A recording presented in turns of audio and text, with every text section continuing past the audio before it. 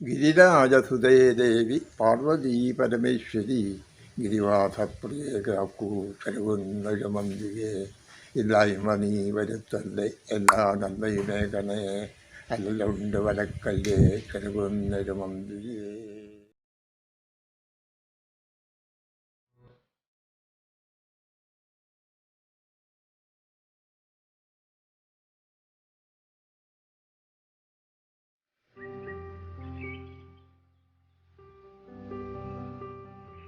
പ്രിയ ഭക്തജനങ്ങളെ, നാം ഇന്നുള്ളത് കണ്ണൂർ ജില്ലയിലുള്ള ചെറുകുന്ന് എന്ന ദേശത്ത് സ്ഥിതി ചെയ്യുന്ന ചെറുകുന്ന് അന്നപൂർണേശ്വരി ക്ഷേത്രത്തിലാണ്.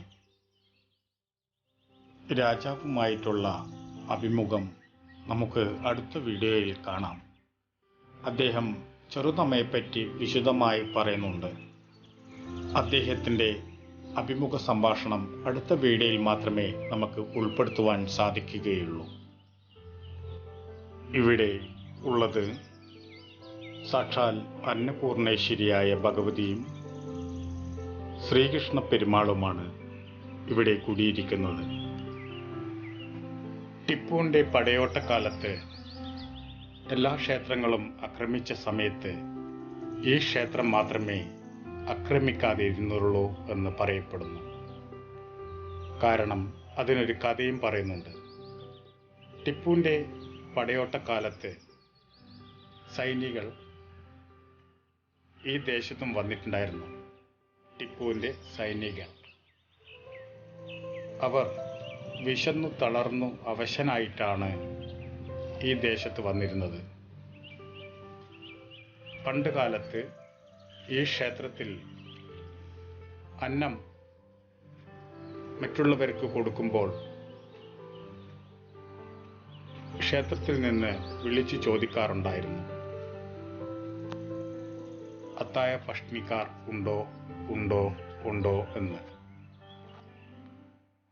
അതിനു പുറമെ ആരെങ്കിലും ക്ഷേത്രത്തിലെ അന്നം തീർന്നു പോയാൽ പട്ടിണിയാവരുത് എന്ന് കരുതിക്കൊണ്ട് ഭഗവതി ഒരു കാര്യം കൂടി അവിടെ ചെയ്തിട്ടുണ്ടായിരുന്നു. വരുന്നവർക്ക് വയറ് നിറയെ ഭക്ഷണം കൊടുക്കുന്ന ഭഗവതിക്ക് അതല്ലാതെ പിന്നെന്ത് ചെയ്യാൻ പറ്റും?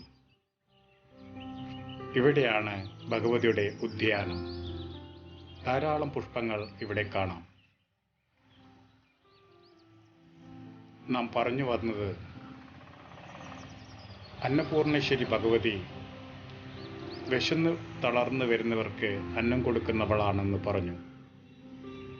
ഒരു നാൾ ടിപ്പുവിൻ്റെ പടയോട്ടത്തിൽ ടിപ്പുവിൻ്റെ സൈനികർ ഇവിടെ വന്നപ്പോൾ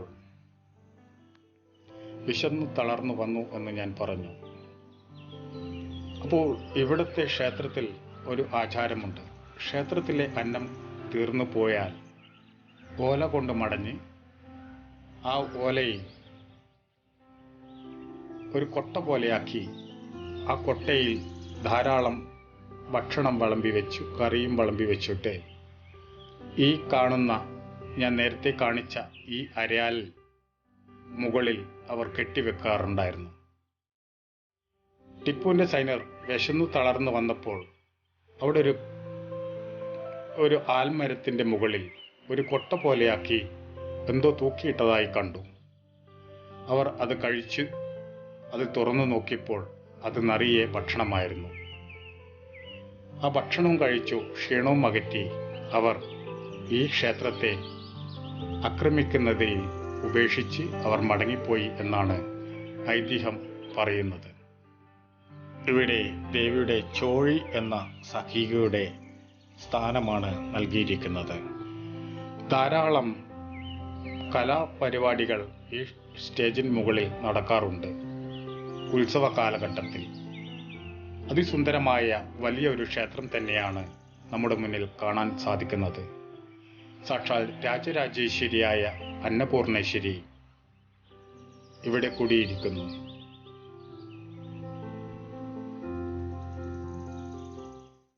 വലിയ ഒരു ക്ഷേത്രം തന്നെ. കണ്ണൂരിൽ ഏറ്റവും വലിയ ക്ഷേത്രങ്ങളിൽ ഒന്നാണ് ഈ അന്നപൂർണേശ്വരി ക്ഷേത്രം. 38 ക്ഷേത്രങ്ങളുണ്ട് എന്നാണ് ഈ ചെറുക്കൽ കോവിലകത്തിന്റെ ദേവസ്വം ട്രസ്റ്റിൽ ഉള്ളത് എന്ന് പറയപ്പെടുന്നു. ഈ ക്ഷേത്രം ചെറുക്കൽ ദേവസ്വത്തിന്റെ കീഴിലാണ് സ്ഥിതി ചെയ്യുന്നത്. 3 പ്രധാനപ്പെട്ട ക്ഷേത്രങ്ങളാണ് ഈ ദേവസ്വത്തിന്റെ കീഴിൽ പറയാനുള്ളത്. ഈ ട്രസ്റ്റിന്റെ കീഴിൽ പ്രവർത്തിക്കുന്ന എല്ലാ ക്ഷേത്രങ്ങളും നമുക്ക് അഭിമാനിക്കാൻ പറ്റുന്ന രീതിയിലാണ് അവർ ചെയ്തു വെച്ചിരിക്കുന്നത്. നല്ല പ്രവർത്തനങ്ങളാണ് ട്രസ്റ്റിൻ്റെത്. ഒന്ന് ചെറുക്കൽ കടലായി കൃഷ്ണക്ഷേത്രം, രണ്ടാമത് അന്നപൂർണേശ്വരി ക്ഷേത്രം, മൂന്നാമത് മാടായിക്കാവ് ഭഗവതി ക്ഷേത്രം. ഈ 3 ക്ഷേത്രങ്ങളും ചെറുക്കൽ ദേവസ്വത്തിന്റെ കീഴിലുള്ള ക്ഷേത്രങ്ങൾ അഭിമാനകരമാണ്. നല്ല പ്രവർത്തനങ്ങൾ. അവിടെ വരുന്ന ജനങ്ങൾക്ക് എല്ലാ സൗകര്യങ്ങളും ചെയ്തു കൊടുക്കുന്നു. സ്നേഹ, ഭയഭക്തി, ബഹുമാനത്തോടുകൂടി എല്ലാവരോടും പെരുമാറുന്നു. നല്ല ജീവകാരുണ്യ പ്രവൃത്തിയാണ് അവർ ചെയ്യുന്നത്. നല്ല ഭക്തിപൂർവമായ പ്രവൃത്തി. അഭിനന്ദനങ്ങൾ. പുറത്തുനിന്ന് വരുന്നവർക്ക് ക്ഷേത്രത്തിന്റെ അകത്തേക്ക് പ്രവേശിക്കുവാൻ സാധിച്ചില്ലെങ്കിൽ ഈ ചെറിയ ഈ കാണുന്ന ജനല് പോലുള്ള അതിൻ്റെ ഉള്ളിലേക്കൂടി നോക്കിക്കഴിഞ്ഞാൽ ഭഗവതിയുടെ ദർശനം നമുക്ക് ലഭിക്കും. നേരെ നമ്മൾ ക്ഷേത്രത്തിൻ്റെ ഉള്ളിലേക്ക് പ്രവേശിക്കുമ്പോൾ നാം കാണുന്നത് സാക്ഷാൽ കൃഷ്ണപ്പെരുമാളെയാണ്. ആദ്യം ഇവിടെ ശ്രീകൃഷ്ണ പെരുമാളായിരുന്നു ഉണ്ടായത് എന്ന് പറയപ്പെടുന്നു. അതിനുശേഷം ഭഗവതി ഇവിടെ പിന്നെ കുടിയിരുത്തിയതാണെന്നും ഐതിഹ്യം പറയുന്നു. ക്ഷേത്രത്തിന്റെ മുന്നിൽ തന്നെ 2 വലിയ തട്ടുവിളക്ക് കാണാം. അതിന് മുന്നിൽ വലിയൊരു കുട പോലെ ചൂടിയിരിക്കുന്നത് കാണാം. അത്ഭുതകരമായ കാഴ്ചകൾ തന്നെയാണ് ദേവി നമുക്ക് ഇവിടുന്ന് കണ്ണു നിറയെ തരുന്നത്. എത്ര വർണ്ണിച്ചാലും മതിവരില്ല അമ്മയെപ്പറ്റി. അത്രയധികം ആനന്ദം തരുന്ന ഒരു ക്ഷേത്രം തന്നെയാണ്. മനസ്സും ശരീരവും കുളിർമ തരുന്ന ഒരു ക്ഷേത്രം. ഏത് സങ്കടങ്ങളും തീർത്തു തരാൻ പറ്റുന്ന അമ്മയാണ് ഇവിടെ കുടിയിരിക്കുന്നത്. സാക്ഷാൽ അന്നപൂർണേശ്വരി.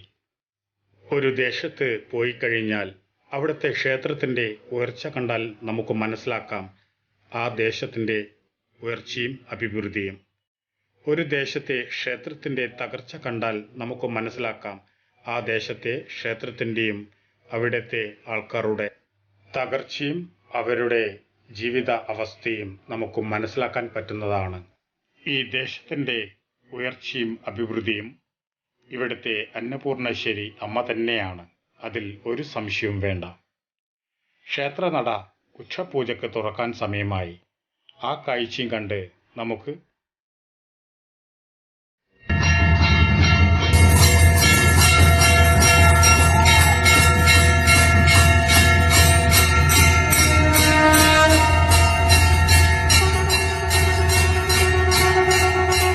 നമ്മുടെ തറവാട് കാനായി പയ്യന്നൂർ അടുത്തായിട്ട് വരും അല്ലേ.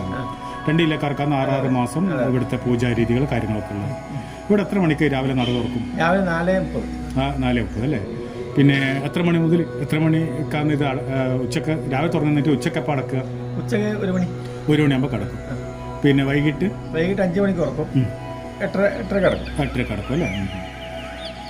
പിന്നെ ഇവിടുത്തെ ഉത്സവം ഏത് സമയത്താണ് വരുന്നത്? ഉത്സവം മേടമാസത്തിൽ മേടസംക്രമം മുതൽ 7 ദിവസം. 7 ദിവസം വരുന്നത് അല്ലേ. പിന്നെ 7 ദിവസത്തെ കരിമരുന്ന് പറയാൻ ഒക്കെ ഉണ്ടെന്ന് തോന്നുന്നു അല്ലേ. കരിമരുന്ന് പറയാൻ, കാഴ്ചവരവ്, സ്റ്റേജ് പ്രോഗ്രാംസ് എല്ലാം ഉണ്ട് അല്ലേ. ആന എത്ര ആനയാന്ന്? ആന 3-4 ഉണ്ടായിരുന്നു. ഇപ്പൊ എല്ലാം കുറഞ്ഞ് 1-2 ആയി മാറി അല്ലേ. അതെ അതെ. ഇപ്പൊ ആനപ്പുറത്തം കയറുന്ന കുറച്ച് ഇതുണ്ടല്ലോ. പിന്നെ അതുപോലെ തന്നെ ഈ പ്രതിഷ്ഠാ ദിനവും ഇതും തമ്മിൽ വേറെ വേറെ വ്യത്യാസമുണ്ടോ? ഇതുണ്ട്. പ്രതിഷ്ഠാ ദിനം കുംഭമാസത്തിലെ പൂയൻ നക്ഷത്രത്തിലാണ് ഉത്സവം. വിഷു വിളക്ക് ഉത്സവമാണ്.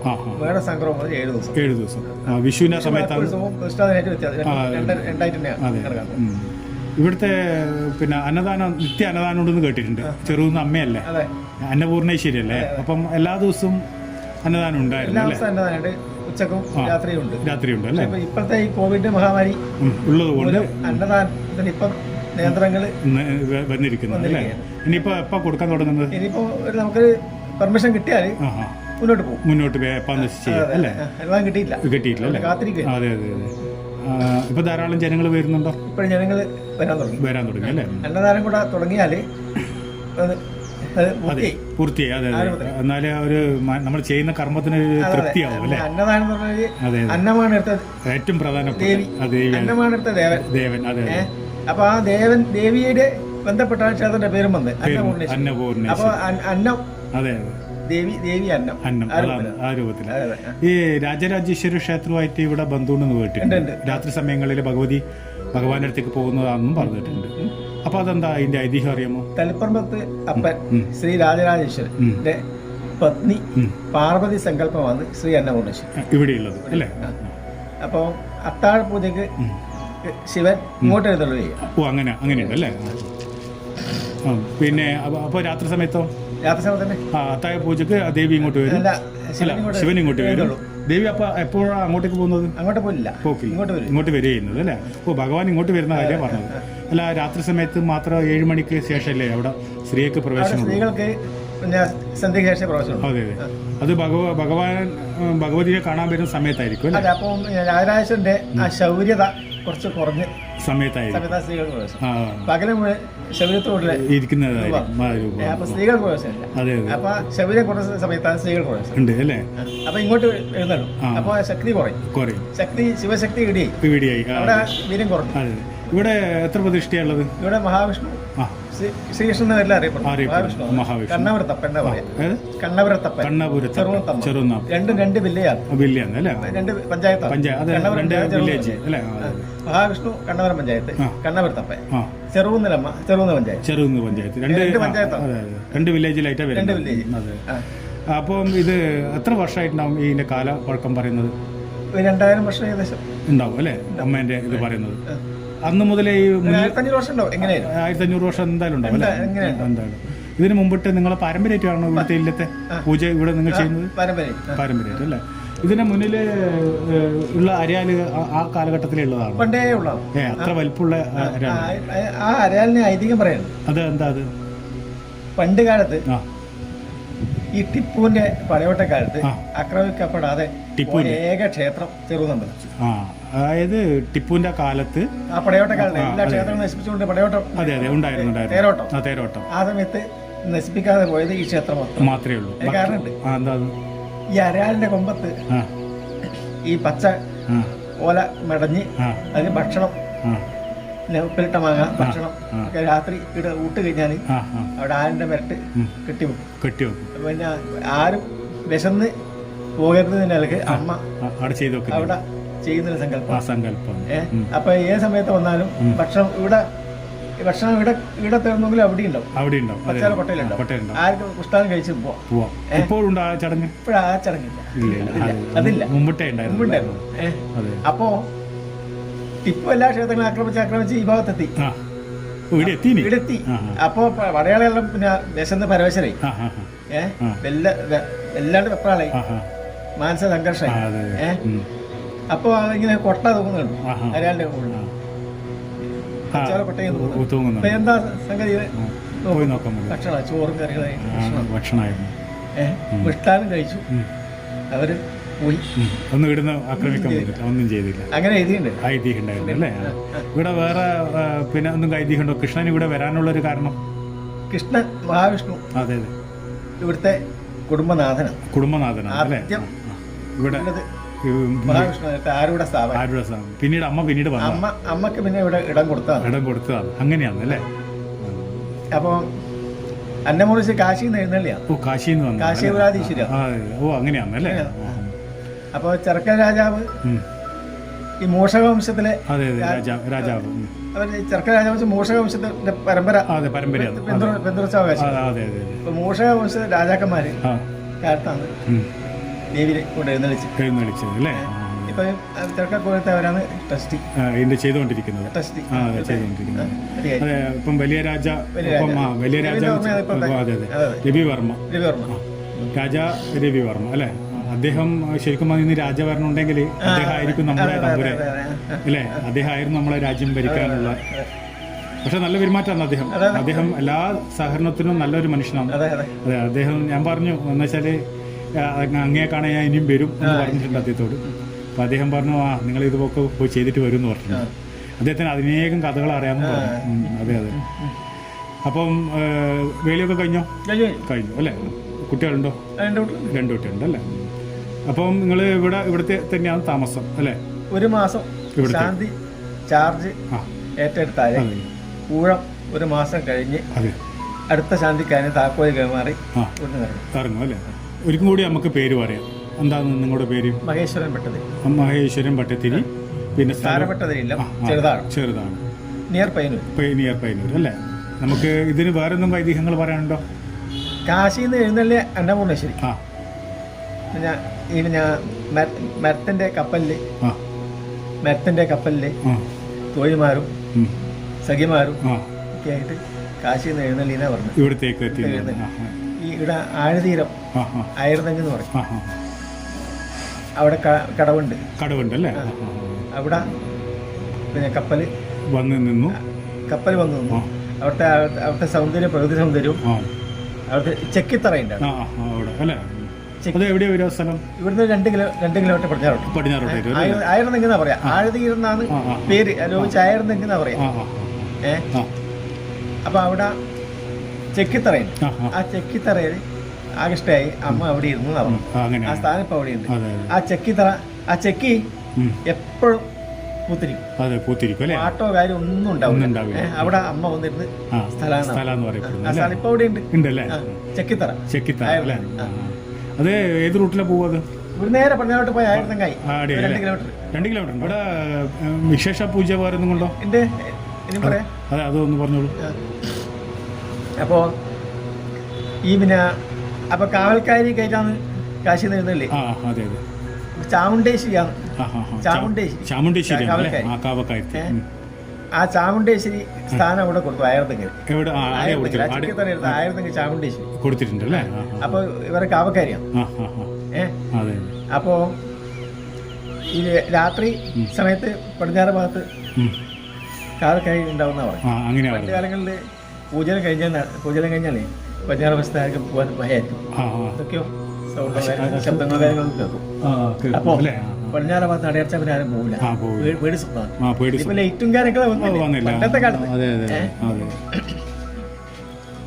അങ്ങനെയാണ് കഥ ഉള്ളത്. അപ്പോ നമുക്ക് ഒരിക്കും കൂടി ഒരു കാര്യം കൂടി പറയാം. അവിടെ ഉത്സവത്തിൽ കടമ്പ അവിടെ വരും അല്ലേ? എവിടുന്ന വരുന്നത്? ഉത്സവത്തിന് വലിയ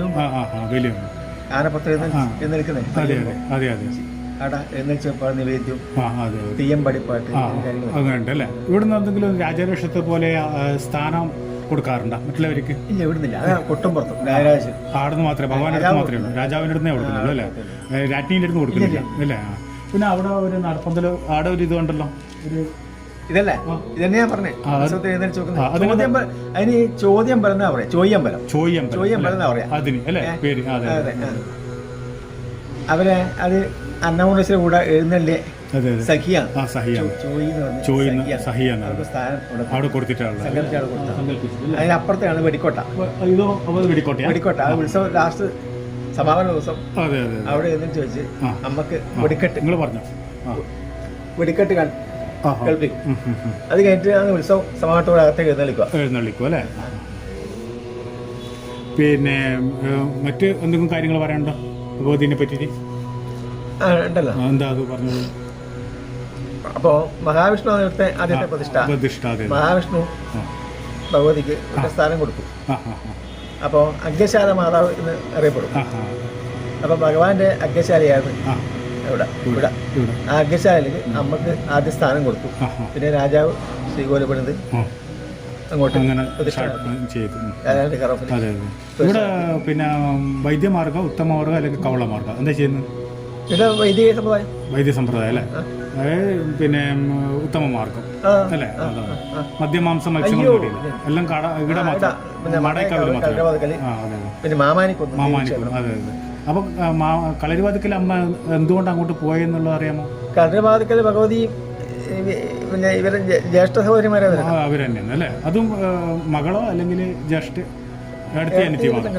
അങ്ങനെയാണല്ലേ. അവര് ഭദ്രകാളി സങ്കല്പം. ഇവിടെ സൗമ്യമൂർത്തി ശ്രീപാർവതി അന്നപൂർണേശ്വരി സൗമ്യമൂർത്തി അന്നദാനമായിട്ട് ഇരിക്കുന്നത്. അപ്പൊ ചെറുന്ന അല്ല ഇവിടെ മാമാനത്തമ്മയോ ഇതുമായിട്ടൊന്നും ബന്ധമുണ്ടോ? ഇല്ല ഒന്നുമില്ല. പക്ഷെ മടക്ക പോലെ അമ്മയായിട്ട് ബന്ധമൊന്നും അല്ലേ. അതെ. അതെന്താന്ന് അവിടെ നിന്ന് അറിയാൻ പറ്റുമല്ലേ, സാധിക്കും. ഇവിടെ വേറെ ഒരു കാര്യങ്ങളില്ലല്ലോ. എത്ര മണിക്കാണ് ഇവിടുത്തെ? പിന്നെ ഇവിടെ ഉഷപൂജ, അതെ അതെ, ഉച്ചപൂജ, പന്തീരടി, അത്താഴപൂജ, ദീപാരാധന, ഇങ്ങനെ കാര്യങ്ങളൊക്കെ ഉള്ളത് അല്ലേ. അപ്പോൾ മഹാവിഷ്ണുവിന് ശ്രീകൃഷ്ണന് 3 പൂജ: ഉഷപൂജ, ഉച്ചപൂജ, അത്താഴപൂജ, ദീപാരാധനയുണ്ട്. ഭഗവതിക്ക് 4 പൂജ വരും. പിന്നെ ഉഷപൂജ, ഉഷപൂജ, പന്തീരടി, ഉച്ചപൂജ, അത്താഴപൂജ, 4 പൂജ വരും. അപ്പൊ 4, 3, 7 പൂജ മൊത്തം ഒരു ദിവസം. 2 ദീപാരാധന അങ്ങനെയാണല്ലേ. പിന്നെ നിത്യഗണപതിയുണ്ട്. നിത്യഗണപതിയമ്മ ബാലഗണപതിയാണോ അല്ല ശുദ്ധ ഗണപതിയാണോ? ശുദ്ധ ഗണപതി. അപ്പൊ നമ്മളെ കവളത്തില് ബാലഗണപതി എന്ന് പറയും, കേട്ടിട്ടുണ്ട്. ബാല ചെറിയ ഗണപതിയായിട്ടാണ് നമ്മൾ. അപ്പൊ അതിന്റെ ഓം ഐം ക്ലീം സൗ സൗ ക്ലീം ഐം, ഓം ഐം ക്ലീം സൗ, അങ്ങനെയല്ലേ അതിന്റെ മന്ത്രം ചൊല്ലുന്നത്, അതിന് വരുന്നത് ബീജാക്ഷരമൊക്കെ പറഞ്ഞത്. ഇദ്ദേഹം പിന്നെ ഇവിടെ എത്രയോ വർഷങ്ങളായിട്ട് ഇദ്ദേഹത്തിന്റെ കൈകൊണ്ട് എത്രയോ ആൾക്കാർക്ക് അന്നം കൊടുത്ത ഒരു മനുഷ്യനായത്. എത്രയോ ആളെ കുടല് നിറച്ച് കൊടുത്ത മനുഷ്യനാണ്. ഇത് കണ്ടില്ലെങ്കിൽ നഷ്ടം. അത് എന്താ പേര്? എവിടെയാ വീട്? ചുണ്ടക്ക് അല്ലേ. എത്ര വർഷമായി ഇവിടെ വന്നിട്ട്? 30 വർഷമായി ഭഗവതിന്റെ പാദത്തിൽ വന്നിരിക്കുന്നു. ഈ സംഭര ദേവി പൂർണ്ണമായിട്ട് അനുഗ്രഹിച്ചുകൊണ്ടിരുന്നു അല്ലേ. അപ്പൊ പൂജ പറഞ്ഞാല് നിയമങ്ങൾ വെക്കുക സമ്പ്രദായം ഇവിടെ ഉണ്ടോ? ഉണ്ട്. ശിവനും പാർവതിക്കും 2 നിയമങ്ങൾ ഇവിടെ വെക്കണം. തൽപ്പമ്പിൽ ഒന്നേ വെക്കണം. പകലാ വെക്കുക, രാത്രി വെക്കും. രണ്ടാം കൂടെ സമീപമുള്ള സമയത്ത് 2 നിയമം. അത് വെള്ളിക്കുടത്തിലോ സ്വർണ്ണക്കുടത്തിലോ അല്ലെങ്കിൽ ചെമ്പ് കുടത്തിലാണ്. പിന്നെ ഇവിടെ കല്യാണമോ കാര്യങ്ങളോ എന്തെങ്കിലും വീട്ട് കൂടൽ അങ്ങനെയുള്ള ചടങ്ങുകൾ ഉണ്ടെങ്കിൽ അങ്ങനെയുള്ള കുട്ടിക്ക് ചോറൂണല്ല അങ്ങനെ വരുമ്പോൾ ഇവിടുന്ന് അമ്മക്ക് കുറേ പേര് അരി കൊടുക്കാറുണ്ട്, സാധനങ്ങൾ കൊടുക്കാറുണ്ട് അല്ലേ. പിന്നെ അതെ അതെ അങ്ങനെയാണ് ഒഴിഞ്ഞു വെക്കും. അപ്പൊ ഇവിടുത്തെ ചെറു നമുക്ക് ഒരുപാട് നെൽകൃഷി ഭൂമി ഉണ്ടായിരുന്നു. പോയി. അതെ കാരണം ഈ ദേശത്ത് എന്തെങ്കിലും നെല്ല് മൂറുന്നുണ്ടെങ്കിൽ ഭഗവതിക്ക് കാഴ്ച വെച്ച് മാത്രമേ അവർ മറ്റുള്ള ആവശ്യങ്ങൾ ഉപയോഗിക്കുന്നതെന്ന് കേട്ടറിവ്. അതുപോലെ ഏറ്റവും പിന്നെ പ്രധാന ഒരു വഴിപാട് ഉപ്പിലിട്ട് ഒരു വഴിപാട്. അത് നമ്മളെ വയറ്റില് എന്തെങ്കിലും അസുഖങ്ങളോ വയറുവേദന കാര്യങ്ങൾ മറ്റു എന്തെങ്കിലും അസുഖങ്ങൾ ഇതൊക്കെ വന്നാൽ ചെറുതിൽ നമുക്ക് ഉപ്പിലിട്ട് കഴിക്കാൻ പ്രാർത്ഥിച്ചാൽ ഉപ്പിലിട്ട് കൂട്ടുപലയില് ഉപ്പിലിട്ട് ഉണ്ടാക്കി അത് നിവേദ്യ സമാനം അത് കഴിച്ചാല് ആ വയറ്റിലെ അസ്വസ്ഥ മുഴുവൻ മാറും. പ്രധാന വഴിപാട് അതാണല്ലേ. ഉപ്പിലിട്ട് എല്ലാ ദിവസവും കഴിക്കും. അത് ആരും പ്രാർത്ഥിച്ചാല് വഴിപാടായിട്ട് അല്ലേ. ഭഗവതിനടുത്ത് ബാറ്റിൽ എന്ത് അസുഖം മാറി. ഇഞ്ചി, പിന്നെ പച്ചമുളക്, തൈര്, തേങ്ങ എല്ലാം കൂടെ മിക്സ് ചെയ്തിട്ടുള്ള ഒരു സംഭവമാണ്. അത് ഈ ചെയ്തവർക്ക് പ്രസാദം കൊടുക്കും അല്ലേ? അത് ഏത് സമയങ്ങളിലാണ് ചെയ്യുക? കാലത്താണ്, ഉച്ചക്ക് ഊണ് സമയത്ത് അങ്ങനെ ചെയ്യാം അല്ലേ? പിന്നെ ഇവിടുത്തെ ഏറ്റവും വലിയ വഴിപാട് എന്താ ഭഗവതിക്ക്? ഏറ്റവും വലിയ വഴിപാട് അന്നദാനം തന്നെയാണ്. അന്നദാനം ആർക്കും ചെയ്യാം അല്ലേ? പുറമേ നിന്ന് ആർക്കും ചെയ്യാൻ പറ്റും അല്ലേ? പിന്നെ പായസങ്ങൾ കാര്യങ്ങൾ. അതെ അതെ. എത്ര ഒരു തരം പായസം? 2 തരം ഉണ്ടോ? പാൽപ്പായസം ഉണ്ടോ? തേങ്ങ ഇടിച്ച് കഴിഞ്ഞ പായസം. അങ്ങനെയാണ്. പിന്നെ പാൽപ്പായസം, കൃഷ്ണ പാൽപ്പായസം, പിന്നെ കടും പായസം, അരിമര പായസം, അങ്ങനെയൊക്കെയുള്ള അല്ലേ? അപ്പോ പൂജ കഴിഞ്ഞാല് വഴിപോക്കരെ വിളിക്കുവാന്ന് ചടങ്ങുണ്ട്. വഴിപോക്കരെ പൂജ കഴിഞ്ഞാൽ ഇവിടെ സ്ഥാനികൻ മണിയങ്കാട്ടിലെ ആ സ്ഥാനികൻ ഈ ഗോപുരത്തിന്റെ പടി മുകളിൽ കയറി നിന്ന് തൊഴുത് നടയെ തൊഴുത് പ്രാർത്ഥിച്ച് നമസ്കരിച്ച് 2 നടയും തൊഴുത് വന്ന് എലിയെടുത്ത് ഗോപുരത്തിന്റെ പടിയിലും പടിയിലും മുകളിൽ നിന്ന് പിന്നെ വിളിക്കും. ഭക്ഷണത്തിന് കാര്യങ്ങൾ ഉണ്ടോ അന്വേഷിക്കും. അത് അമ്മ വിളിക്കുന്നതിന്റെ സങ്കല്പം. അതുപോലെ രാത്രി വിളിക്കാറുണ്ട്. അത്തായ ഭക്ഷണിക്കാർ ആരും കൊണ്ടോ അല്ലേ? അപ്പൊ ഉണ്ടെങ്കിൽ അത് കൊടുക്കും തന്നെയാണ് അല്ലേ? ആര് വന്നാലും ഇല്ലാന്ന് പറയില്ല അല്ലേ? അത് കേട്ടിട്ടുണ്ട്. അന്നപൂർണേശ്വരി എപ്പോഴും മനസ്സും വയറും നിറച്ചിട്ടേ വിടുന്നു കേട്ടിട്ടുണ്ട് അല്ലേ? അതാണ് അന്നപൂർണേശ്വരിന്റെ പ്രത്യേകത. പിന്നെ അതുപോലെ തന്നെ ഈ ദേശത്തുള്ള എല്ലാവർക്കും ഭഗവതി തന്നെയല്ലേ ഒരു നേരത്തെ ഭക്ഷണം കൊടുക്കുന്നത് അല്ലേ? അപ്പം ഇത്രയും കാര്യങ്ങൾ നമുക്ക് അറിഞ്ഞതിന് വളരെ സന്തോഷം. ഇനിയും നമുക്ക് ഒരിക്കൽ ഭഗവതിയുടെ അനുഗ്രഹം കാണാം. വിശേഷമായിട്ട് ബാക്കിയുള്ള സമയങ്ങളിൽ അപ്പം നമുക്ക് സംസാരിക്കാം. ഇനിയും കുറെ സംസാരിക്കാനുണ്ട്. അതെ അതെ, ഇത്ര മാത്രമേ ഉള്ളൂ. ഇനിയുള്ള ഒരു സമയത്ത് ഇതിനൊരു സമയപരിധി ഉണ്ടല്ലോ. അപ്പൊ ആ സമയത്തിന്റെ ഉള്ളിൽ തീർക്കണം. അപ്പം ഇനിയുള്ള ഒരു ഇതിനെ പറ്റിയുള്ള ബാക്കിയുള്ള ഇതിപ്പോ ഒരു എപ്പിസോഡിൽ പൂർത്തിയാവില്ല. അപ്പൊ ഇനിയുള്ള അടുത്ത എപ്പിസോഡിൽ നമുക്ക് ബാക്കിയുള്ള കാര്യം കൂടി പറഞ്ഞ് സെറ്റ് ചെയ്തെടുക്കാം. ഇവിടെ തടമ്പ് നിർത്തുന്നുണ്ട്. പിന്നെ ഇവിടുത്തെ പ്രത്യേകത ഉത്സവം ഇവിടെ പുറത്ത് വട്ടപ്പന്തല്ലാണ് ഉത്സവം ചെയ്യുന്നത്. 101 തേക്കുംകാലില് ഉള്ള പന്തല് അങ്ങനെയുണ്ടല്ലേ? അവിടുന്ന് ചെറിയ കഥകളില്ല. അതെ, ഇതിന്റെ ഇത് പന്തൽ കെട്ടുന്നത് വട്ടപ്പന്തല് മറ്റോ എവിടെയും അത് കണ്ടിട്ടില്ല. ക്ഷേത്രത്തിന് മാത്രമുള്ള വട്ടപ്പന്തലിലെ ഉത്സവം. തെച്ചമ്പത്താഞ്ച പൂക്കോത്താട ഉത്സവം. പൂക്കോത്താട നാഷണൽ ഹൈവേ ഇല്ല, പൂക്കോത്താട അവിടെ ഉത്സവം. അത് പണ്ട് പൂക്കോത്ത് ഇല്ലെന്ന് പറഞ്ഞിട്ട് ഇല്ലുണ്ടായിരുന്നു അവിടെ. പൂക്കോത്തില്ല പറഞ്ഞേക്ക് പൂക്കോത്തില്ല. അപ്പൊ അവിടെയുള്ള ഒരു ബ്രാഹ്മണൻ തീരെ അവശനായി, ക്ഷേത്രത്തിൽ പോയി പ്രാർത്ഥിക്കുന്ന മനുഷ്യൻ അവശതയായി, കിടന്ന് കിടപ്പിലായി. അപ്പൊ ഭഗവാനെ മനസ്സിൽ ഇങ്ങനെ ഒരുക്കി പ്രാർത്ഥിക്കുന്നു. എനിക്ക് അങ്ങോട്ട് വന്ന് കാണാൻ കഴിയുന്നില്ല. അന്ന് ഇദ്ദേഹം പരവശനായി ഇങ്ങനെ വിലപിക്കുന്നു. ആ സമയത്ത് ഒരു സ്വപ്നം ഉണ്ടായി. ഞാൻ അവിടെ വന്ന് കണ്ടോളാം സ്വപ്നത്തിൽ. അപ്പൊ ഭഗവാൻ ഇങ്ങോട്ട് എഴുന്നള്ളി ഈ പൂക്കോത്തില്ലത്തേക്ക്. അതാണ് എന്റെ ജ്യേഷ്ഠനും കൂടെ അവിടെ എഴുന്നള്ളി. ബലരാമനും കൃഷ്ണനും കൂടി ജ്യേഷ്ഠന്മാർ അവിടെ എഴുന്നള്ളി. അപ്പൊ ആ പൂക്കോത്തില്ല നാമശേഷമായി. അവിടെ ആ നാഷണൽ റോഡ് വന്നു പൂക്കോത്ത് നട.